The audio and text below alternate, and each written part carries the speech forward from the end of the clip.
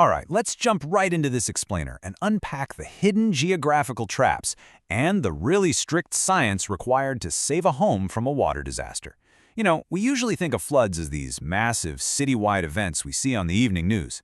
But the reality? Catastrophic water damage is actually super localized. It's deeply personal, and fixing it requires a surprisingly high level of science. Today we're zooming in on Baldwin Borough in Pennsylvania as our case study. We're going to look at exactly how water invades, how it destroys, and, most importantly, the incredible modern techniques the pros use to reverse the damage. Picture this. It's 2 a.m. The power has just been knocked out by a massive, violent summer thunderstorm. The rain is coming down in absolute sheets, and suddenly you realize your home is under attack from invisible forces. Your sump pump is dead because the power's out, and those mid-century plumbing pipes, they are under immense pressure. It is a completely terrifying scenario, and it's the exact moment when the clock starts ticking on your property's survival. So why does this happen, and what on earth do you do next? To figure out how to survive a mess like this, we're going to trace the entire life cycle of the crisis. Our agenda covers 5 key areas: the geography of water damage, the 3 categories of water, that crucial 60-minute emergency window, the science of structural drying, and finally, insurance and complete reconstruction. Section 1. Geography of damage, mapping the threat. First up, we really need to understand why specific neighborhoods are practically designed for water intrusion. If you live in a place like Baldwin Borough, especially if you're anywhere near Route 51, Churchview Avenue, or the Baldwin's Hills neighborhoods, you're basically battling a perfect storm of environmental and historical factors. The topography of the Monongahela River Valley gives us these steep hillsides and really clay-heavy soil, and clay, it just doesn't drain well.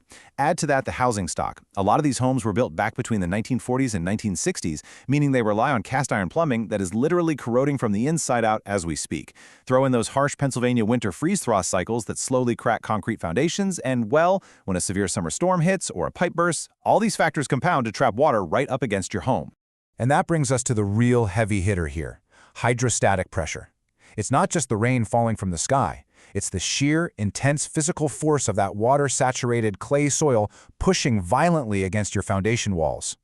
Because the clay refuses to let the water drain away naturally, the water has absolutely nowhere to go but inward. It seeks out every tiny freeze-thaw crack and shoves its way into your finished basement. It'll overwhelm a home's natural defenses incredibly fast. Section 2. Categories of water, assessing the threat. So when that water inevitably breaches your walls, what exactly is invading your living space? Here's the thing. Not all water is created equal. Restoration professionals break it down into 3 distinct categories to figure out how to fight it. Category 1 is clean water. Think a burst indoor supply line. Category 2 is gray water, like if your washing machine overflows. That requires some serious sanitization. But the absolute worst, the stuff of nightmares, is Category 3, black water. We're talking sewage backups or ground flooding from nearby bodies of water, like Peters Creek. Category 3 water is highly contaminated with dangerous pathogens, so it mandates a totally different protocol. You can't just dry out materials soaked in black water. They have to be completely removed and treated with heavy-duty antimicrobial agents, just to keep everyone inside safe. Section 3. The 60-minute window, a race against time. Once the breach happens, the clock starts, and the stakes escalate faster than you'd believe. You've got roughly a 60-minute emergency window for extraction crews to get on site. Why just 60 minutes? Because water is dynamic. It doesn't just sit there in a puddle being lazy. It actively wicks up your drywall, completely saturates the carpet padding, and seeps deep down into structural subfloors. Professional crews have to roll in with these massive truck-mounted extractors that can pull thousands of gallons of water per hour just to halt this rapid spread. If you miss this window, the water travels further and the destruction multiplies. And if you wait, well, an invisible ticking time bomb goes off. If structural materials stay wet in temperatures between 60 and 80 degrees, mold growth kicks off in just 24 to 48 hours. Mold spores are already everywhere in our environment. They're just waiting for the water your flooded basement just provided.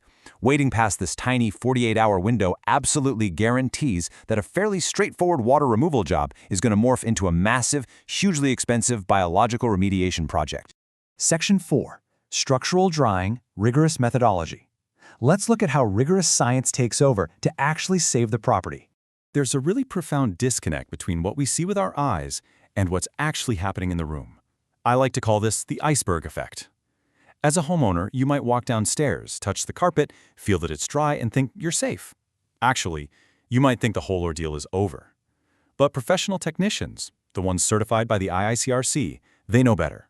They bring in thermal imaging cameras and specialized moisture meters to literally look behind the drywall and beneath the floorboards. Their reality usually reveals deeply trapped moisture, creating this perfect, humid little microclimate for mold to just feast on your home's framing. To conquer this hidden threat, those pros use a super strict three-phase playbook. Step 1 is emergency extraction, getting rid of that standing water ASAP. Step 2 is applied structural drying, which is where the heavy science kicks in. And Step 3 is complete restoration, physically putting the house back together. You absolutely cannot skip or rush any of these steps without risking the long-term structural integrity of the building.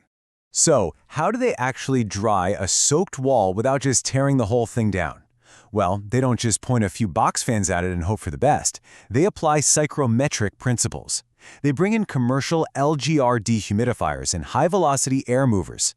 By strictly manipulating the temperature and the relative humidity in the room, they calculate and create what's called vapor pressure gradients. In plain English, they are basically building an artificial atmosphere that literally forces the trapped moisture out of dense wood framing and solid concrete, pulling it right into the air where the dehumidifiers can grab it and pump it outside. It's pretty amazing. But creating and maintaining this controlled environment takes time. Usually 3 to 5 days of continuous 24/7 operation.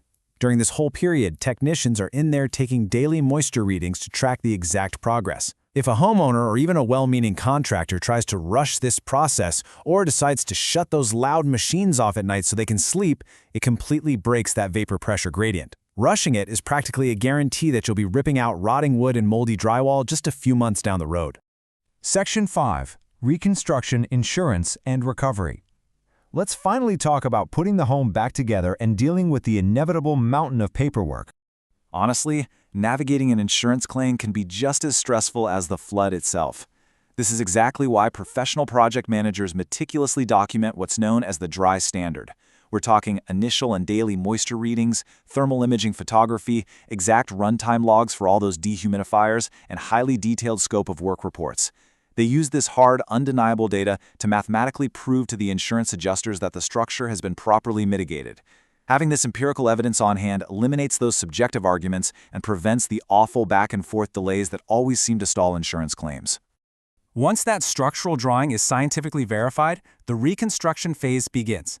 The absolute best-case scenario here is having the exact same restoration team that dried the home come in to replace the ruined drywall, install the fresh insulation, lay down the new hardwood floors, and paint the walls. This gives you one unified timeline and complete warranty protection for the whole shebang. It provides a really seamless transition, walking you all the way from the sheer chaos of a midnight disaster right back into a beautiful, safe, and healthy living space. So knowing the relentless physics of hydrostatic pressure, the specific geography of river valleys like Baldwin Borough, and that incredibly tight 48-hour window before mold completely takes over, ask yourself this. If the power goes out during the next major summer storm at 2 a.m., is your basement truly protected? And do you know exactly who to call to start that 60-minute clock? Take this knowledge, check your defenses, and stay prepared out there.